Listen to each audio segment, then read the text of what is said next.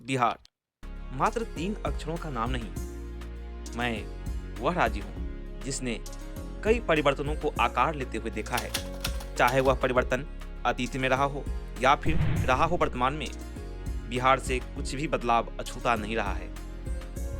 बिहार एक ऐसी भूमि जिसने संस्कृति को, संस्कार को आकार दिया है, अतीत में कई धर्मों को आधार दिया है। बौद्ध धर्म यहाँ फला फूला। चाहे आप वैज्ञानिक प्रगति में देखें तो आर्यभट्ट के योगदान को कोई भूल नहीं सकता। बिहार का योगदान कई क्षेत्रों में उल्लेखनीय है, लेकिन आज चर्चा हम करेंगे राजनीतिक बदलावों की, राजनीतिक परिवर्तनों की, और उस चर्चा के केंद्र में हैं बिहार के मुख्यमंत्री नीतीश कुमार। अभी हाल ही में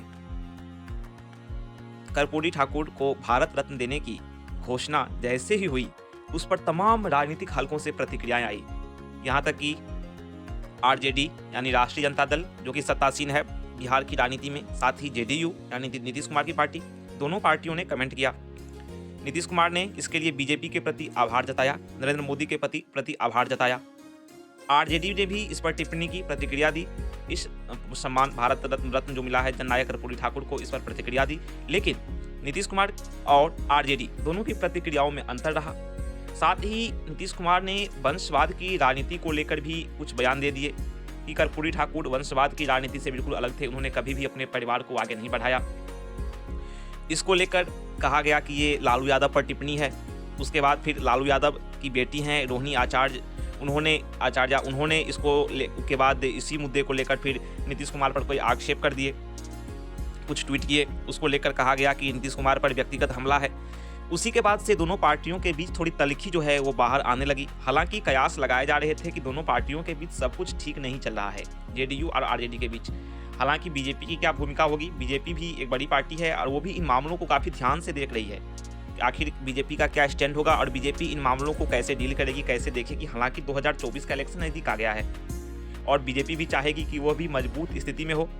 तो नरेंद्र मोदी या फिर कहें बीजेपी के बड़े जो रणनीतिकार हैं अमित शाह, तो अमित शाह इस पर क्या स्टैंड लेंगे, क्या घटनाक्रम देखने को मिलेगा, वो सब तो अब देखने वाली बात है। कुछ दिनों में स्पष्ट हो पाएगा, कुछ घंटों में स्पष्ट हो पाएगा, तुरंत तो स्पष्ट नहीं हो पाएगा।